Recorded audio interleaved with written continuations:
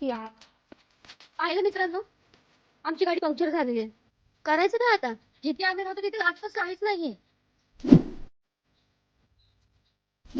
एक काम करूया, आपली गाडी आपणच रिपेअर करूया. आता पर्याय नाही.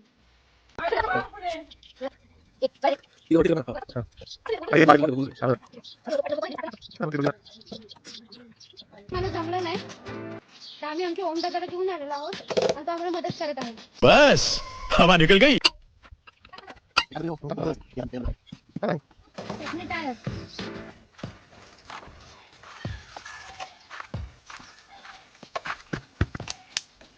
थकले. तो पंक्चर झालेला टायर आहे, त्याला रिप्लेस करून आम्ही हा चांगला टायर तिथे लावणार आहोत.